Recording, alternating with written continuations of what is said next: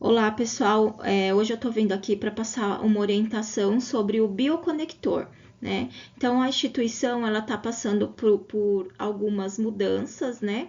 Em relação aos protocolos da instituição. Hoje a gente está com o núcleo de segurança do paciente e o escritório da qualidade. Então, a gente está revisando todos os protocolos da instituição, tá? Então, uma das mudanças foi o bioconector. Então, os bioconectores, eles eram utilizados para o paciente que fazia uso, né, do catéter central e o catéter de PIC. Hoje, o bioconector, ele vai ser utilizado para todos os pacientes, tá? Tanto o catéter periférico, quanto o central e quanto o catéter de PIC. Então, quais são os cuidados que a gente precisa ter com o bioconector aí? Então, o primeiro cuidado, acho que para tudo que a gente for fazer, é a higienização das mãos, tá? Então, a gente sempre vai higienizar as mãos, né, para estar manipulando esse bioconector aí. Então, a troca do bioconector, ela sempre vai ser com 96 horas, ou conforme a orientação da Anvisa e protocolo institucional. A nossa troca, então, vai ser 96 horas, tá? A limpeza das conexões, ela vai ser feita sempre quando a gente for manipular esse bioconector. Então, eu vou fazer alguma medicação, eu vou salinizar esse acesso, eu vou fazer a limpeza ali com álcool 70%, tá? A gente também tem que sempre lembrar que o bioconector é um sistema fechado, então a gente não pode, de maneira alguma, desconectar o bioconector para fazer a medicação e depois ir lá e conectar de novo. Então, isso aí a gente não pode fazer, tá? Então, a gente vai fazer a limpeza e aí conectar a nossa seringa e fazer a medicação ou fazer o flush que a gente vai fazer naquele momento, tá? Então, sempre tá evitando as desconexões desnecessárias aí. A gente só vai desconectar esse bioconector se tiver fora do nosso prazo de validade aí, das 96 horas, e a gente precisar fazer a troca desse bioconector, tá? Então, a capacitação da equipe é importante para todos falarem a mesma língua. Então, lembrando, né? Então, o bioconector, sistema fechado, validade de 96 horas e vai ser utilizado para todos os pacientes, tá? Tanto com acesso periférico ou acesso central. A gente falando de bioconector, a gente precisa também falar da higienização e das fixações, tá? Então, hoje a gente tem uma fixação que é a fixação, as películas, tá? Então, na instituição, a gente tem as películas transparentes para estar fazendo essas fixações aí, tanto do periférico quanto do central e do PIC. Então, na instituição, a gente tem o transparente básico, né? Que é o curativo para periférico, a gente tem o IV 3000, que é para o central, e a gente tem o Advance, que é para os PICs, né? Que é para UTI Neo. Então, a gente tem esses 3 tipos de películas para a gente estar fazendo uso, tá? A película, ela tem durabilidade aí, a validade dela é 7 dias, tá? Mas ela pode ser trocada a qualquer momento. Então, se eu vi que a minha película tá suja, tá soltando ali, eu posso fazer a troca dessa película aí, tá? O que eu sempre tenho que estar sempre lembrando também é de fazer a desinfecção dos meus conectores, tá? Então, o ideal aí da desinfecção dos conectores é 15 segundos. Tá? Então, quando a gente faz uma desinfecção rápida aí, a gente não consegue eliminar todos os micro-organismos da ponta desse conector, né? Diferente quando a gente faz uma limpeza de 5 a 15 segundos, tá? O ideal é 15 segundos para a gente estar fazendo a desinfecção desses conectores aí.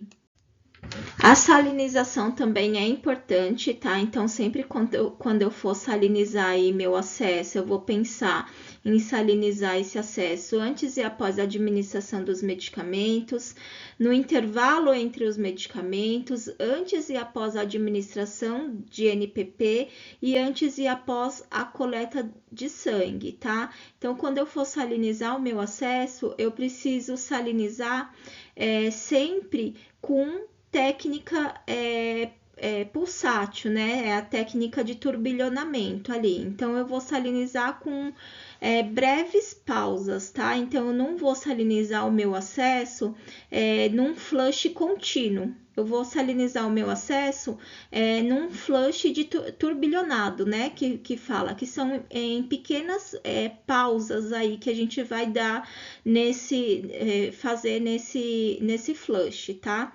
Porque quando a gente faz uma técnica de turbilhonada, né? De turbilhonamento, todo o depósito de fibrina que tá ali na ponta daquele catéter, ele vai sendo diluído, tá? Então, por isso que é importante fazer essa técnica.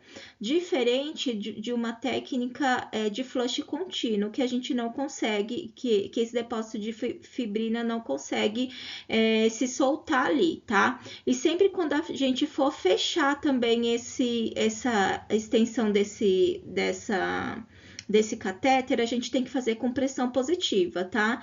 Então, a gente terminou de fazer o nosso flush, a gente vai lá e fecha antes o nosso acesso, antes de desconectar a seringa, tá?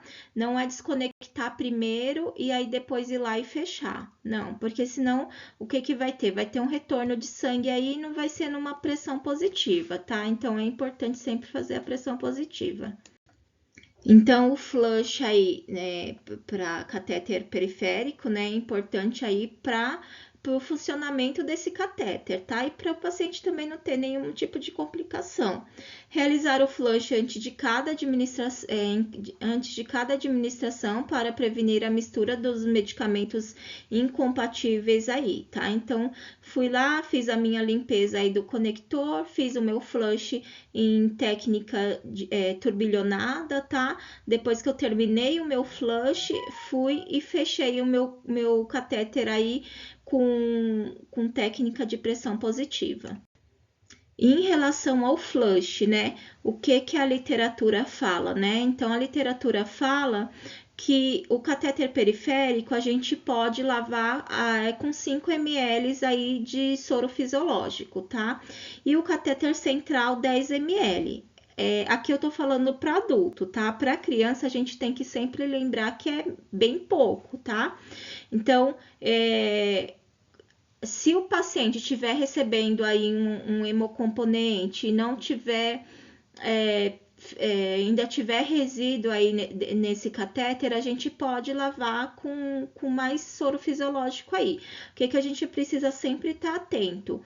Se o paciente não tem nenhum tipo de restrição hídrica, tá? Então, isso a gente precisa ficar atento também, tá? Então, sempre considerar o uso de técnica de flush pulsátil é importante aí. Estudos in vitro demonstram que a técnica de flush com breves pausas pode gerar né, fluxo turbilhonado, pode ser mais efetiva na remoção do depósito sólido de fibrina e drogas precipitadas, quando comparado à técnica de flush contínuo, que gera um fluxo laminar, tá? Nunca a gente vai fazer também a lavagem desse catéter com água destilada, tá? Então, sempre vai ser soro fisiológico, nunca água destilada, tá? E por que a gente não vai usar água destilada para fazer a lavagem desse catéter? Então, a água destilada ela é mais hipotônica, ou seja, menos concentrada do que o plasma sanguíneo. E ela pode causar hiperidratação no paciente, causando consequentemente redução da concentração de proteína, hematócrito, hemoglobina e o total sérico de sódio, configurando um quadro clínico de hiponatremia. Pode causar absorção de águas pelas hemácias, causando hemólise, tá? E diferente do soro fisiológico, né? Que ele tem osmolaridade semelhante ao sangue. Então, sempre a gente vai estar fazendo com soro fisiológico. E sempre tá utilizando também a seringa de 10 ml, tá? Devido à sua capacidade de gerar baixa pressão no lumen do catéter. Então, principalmente para o catéter de PIC, a gente vai só utilizar a seringa de 10 ml. Nunca vai ser nenhum outro tipo de seringa por conta da pressão dessa seringa, tá? Então, aqui eu tenho uma imagem que mostra quando a gente faz uma técnica de flush contínuo, um flush de fluxo laminar, né? Ela não vai conseguir desprender todas aquela fibrina, aquelas drogas precipitadas que fica ali na ponta daquele catéter, tá? Diferente quando a gente faz um fluxo com pequenas pausas aí e que vai gerar um fluxo turbilhonado, né? Então, ele pode ser mais efetivo na remoção dos depósitos sólidos de fibrina e drogas precipitadas, tá? Eu vou passar um vídeo que fica mais fácil para entender. Então, aqui eu tenho um fluxo laminar e um fluxo turbilhonado, né? Então, a gente vê que no fluxo laminar a gente tem uma aderência maior aí dos medicamentos e das drogas precipitadas, diferente de um fluxo um fluxo turbilhonado, né? Então, o fluxo turbilhonado ele não vai ter tanta aderência aí desses fármacos aí na parede do catéter, tá? Então, se vocês tiverem alguma dúvida, vocês podem estar perguntando aí para a educação continuada ou tá perguntando aí para o coordenador, para o enfermeiro, tá? Então é isso que eu tinha que passar para vocês, tá? Muito obrigado.